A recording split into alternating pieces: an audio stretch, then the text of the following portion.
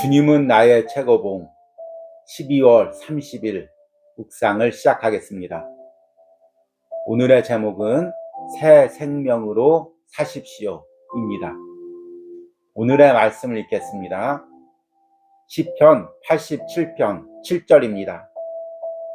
노래하는 자와 뛰어노는 자들이 말하기를 나의 모든 근원이 내게 있다 하리로다. 아멘. 오늘은 1년 동안 이어온 주님은 나의 최고봉 마지막 묵상의 날입니다. 2022년이 내일 하루 더 남아있지만 내일은 한 해 동안 주님은 나의 최고봉으로 받은 은혜를 나누는 시간으로 가지도록 하겠습니다. 한 해 동안 하나님께서 이 온유하우스라는 특별한 공간 속에서 저와 만나주시고 이 주님은 나의 최고봉을 통해서 제게 다시금 예수님의 제자로 그리스도인으로 살 수 있는 결단과 은혜를 주셨습니다. 그리고 이 은혜를 영상으로 여러분들에게 전하고 또 많은 영혼들이 새롭게 결단하고 은혜를 누리게 해주심을 감사합니다. 또 하나님께서 내년에 시편 묵상으로 새롭게 이 온유하우스를 통해 주실 은혜를 기대하고 꿈꿉니다. 한 해 동안 주님은 나의 최고봉을 묵상하며 우리 가운데는 두렵고 주저하는 마음을 가지신 분도 있을 것입니다. 과연 내가 이 묵상대로 살 수 있을까? 내가 이 묵상대로 세상적인 거 내려놓고 주님만을 최고로 여기는 삶을 살 수 있을까?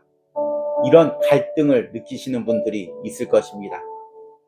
그러나 내가 주님을 최고로 여기는 삶을 사는 것, 매 순간 나의 세상적 욕망을 십자가에 못 박고 변화된 삶을 사는 것, 이것은 내 노력으로 하는 것이 아닙니다. 내 능력으로 하는 것이 아닙니다. 나의 심령이 2000년 전 십자가에서 못 박히신 그 예수님의 십자가의 보혈과 연결되어 있다면 그 십자가의 보혈의 은혜와 능력이 내 심령과 삶에 흘러넘쳐서 매 순간 나를 예수님의 제자로 그리스도인으로 살아가게 할 것입니다. 중요한 것은 내가 예수님과 연결되어 있느냐 그렇지 않느냐입니다.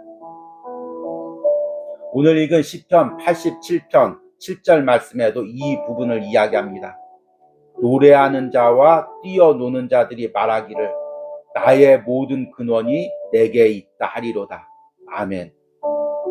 시편 87편은 회복될 예루살렘 시온의 모습을 꿈꾸며 찬양하는 내용입니다. 그런데 이 모습은 궁극적으로 십자가에서 이루실 예수님의 회복을 이야기합니다. 그리고 모든 우리의 신앙의 근원, 신앙적으로 살아가는 모든 힘의 근원이 바로 그 십자가에 있다는 것입니다. 여러분들이 한 해 동안 주님은 나의 최고봉을 묵상하면서 가장 중점이 둬야 될 것이 바로 내가 그 십자가의 은혜와 능력과 연결되어 있는가입니다. 오늘 묵상을 통해서 이 부분을 다시 한번 점검하시는 은혜가 있길 바랍니다. 오늘의 묵상입니다. 주님은 절대로 우리의 자연적인 덕을 이리저리 뜯어 고치지 않으십니다. 주님은 우리 내면에서 전인적인 새 사람을 만드십니다. 새 사람을 입으라. 당신의 자연적인 삶이 새 생명으로 살아가는지 살펴보십시오. 하나님께서 우리 안에 심겨주신 생명은 그 자체의 덕을 개발합니다. 그 덕은 아담이 아니라 예수 그리스도께 속한 것입니다. 우리가 성결케 된 이후에 하나님께서 어떻게 자연적인 덕에 대한 당신의 신뢰를 또한 당신이 가진 재능에 대한 신뢰를 소멸하게 하시는지 주시하십시오. 당신은 예수님의 부활 생명의 저수지로부터 당신의 삶을 길어오는 것을 배우게 될 것입니다. 자연적인 것들 향한 당신의 신뢰가 소멸되는 경험을 하고 있다면 하나님께 감사하십시오.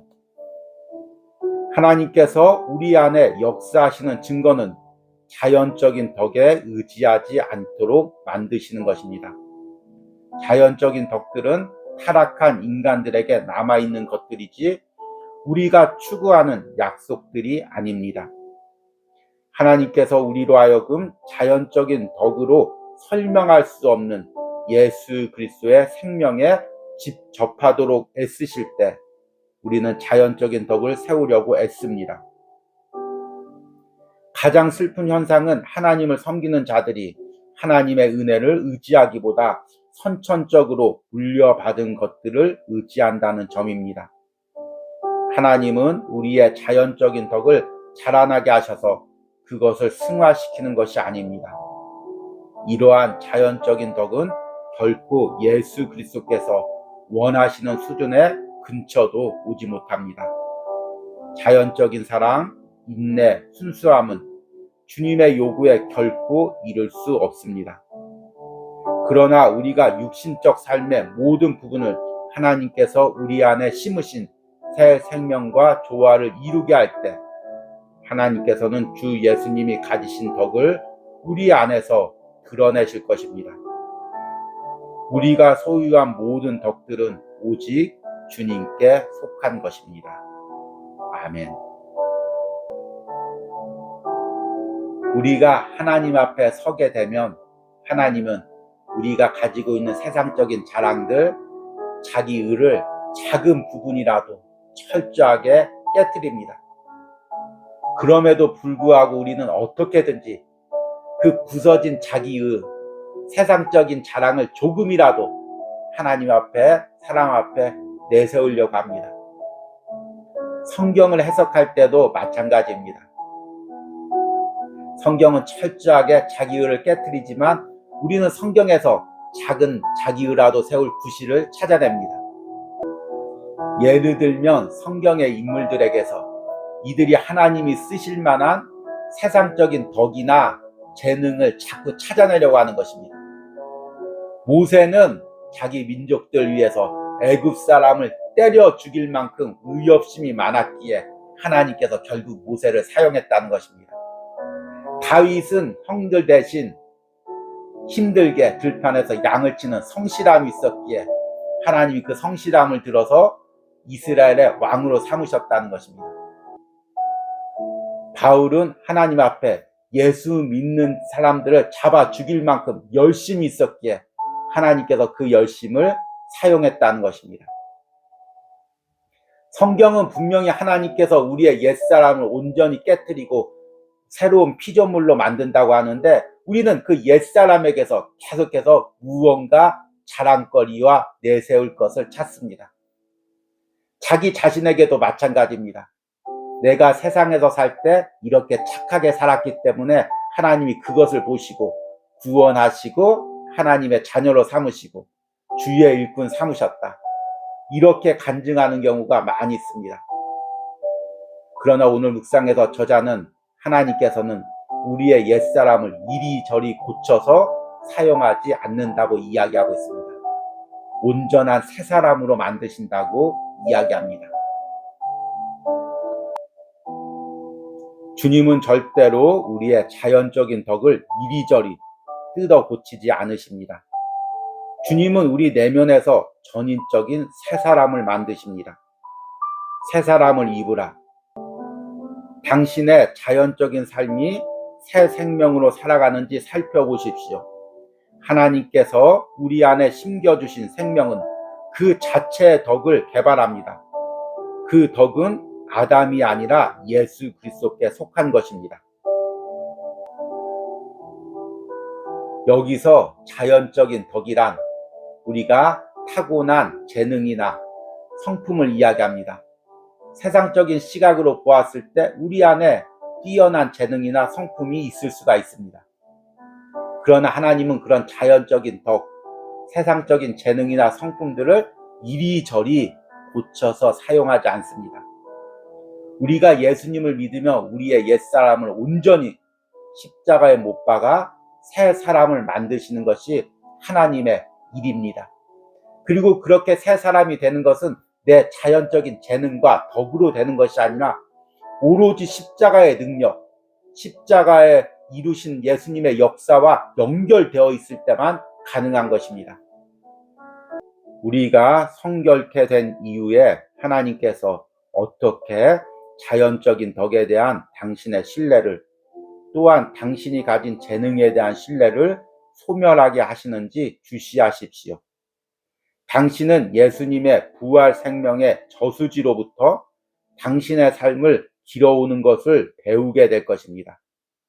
자연적인 것들을 향한 당신의 신뢰가 소멸되는 경험을 하고 있다면 하나님께 감사하십시오. 제 경험상 전기 제품을 한 10년 사용하면 고장이 납니다. 그러면 새 것으로 고쳐야죠. 그런데 돈이 아까워서 제 나름대로 이리저리 고쳐보기도 합니다.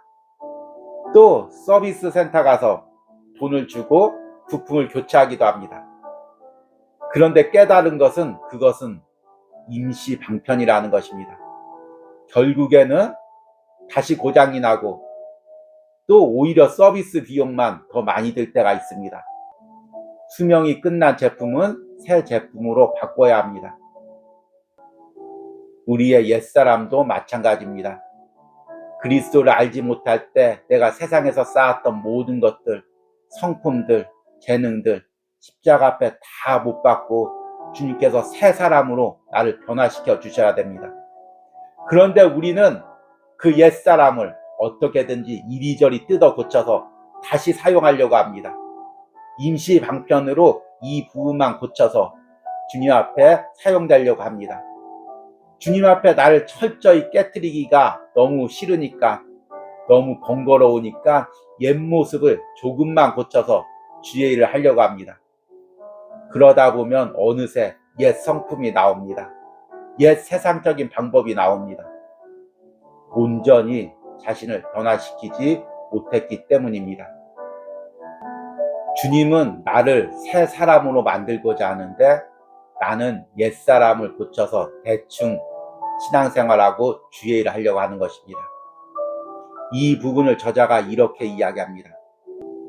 하나님께서 우리 안에서 역사하시는 증거는 자연적인 덕에 의지하지 않도록 만드시는 것입니다. 하나님께서 우리로 하여금 자연적인 덕으로는 설명할 수 없는 예수 그리스도의 생명에 접하도록 애쓰실 때 우리는 자연적인 덕을 세우려고 애씁니다.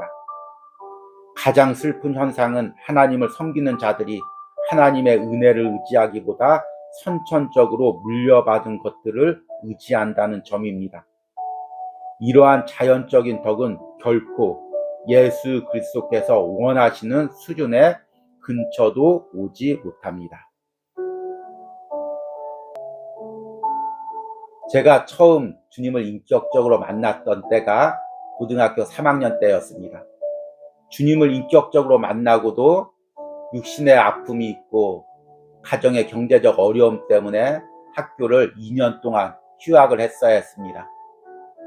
그때 제가 따르는 기도원 원장님에게 가서 상담을 한 적이 있습니다.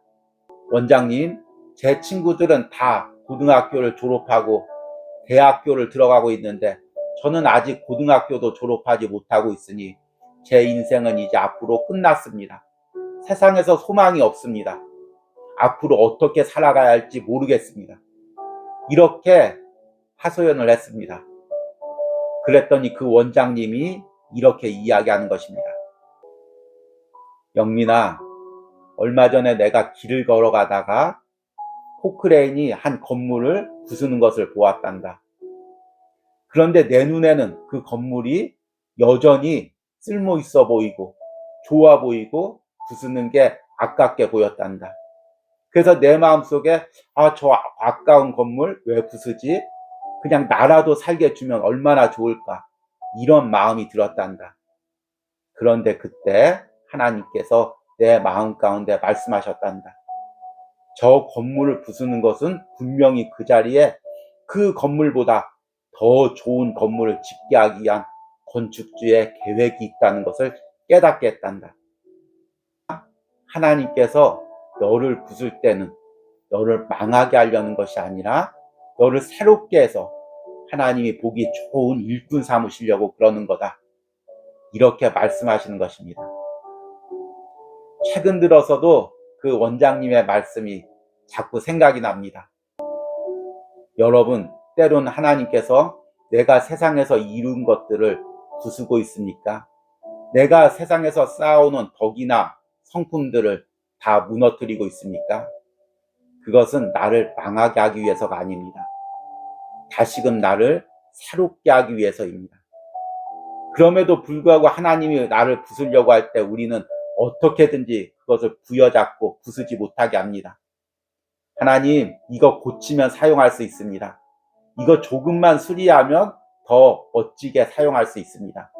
부수지 마세요. 이대로 두세요. 이렇게 이야기합니다. 주님께서 나를 부시고 새로운 창조물로 만들 때 주님께 순종하시기 바랍니다. 이것이 1년 동안 주님은 나의 최고봉을 묵상한 우리의 과정입니다. 그리고 이 신앙의 과정이, 이 신앙의 싸움이 내년에도 이어지기를 소망합니다. 오늘의 적용 질문입니다. 올 한 해 주님은 나의 최고봉을 묵상하면서 주님이 내가 쌓은 세상적이고 신앙적인 의를 부수시는 부분은 무엇이었습니까? 그리고 이에 대한 나의 반응은 무엇이었습니까? 우리 기도하시겠습니다. 주님, 한 해 동안 주의 종에게 이 온유하우스라는 특별한 공간과 시간을 허락하시고 이곳에서 주님은 나의 최고봉을 통해 만나주시고 은혜 주심을 감사합니다. 그 은혜로 영혼들이 변화되고 그 은혜로 영혼들이 살아나게 해주심을 감사합니다. 이 영상이, 이 은혜가 올해로 끝나는 것이 아니라 계속해서 이어지게 하여 주시옵소서. 내년에도 새롭게 베푸실 주님의 은혜를 기대하고 꿈꿉니다. 예수님의 이름으로 기도했습니다.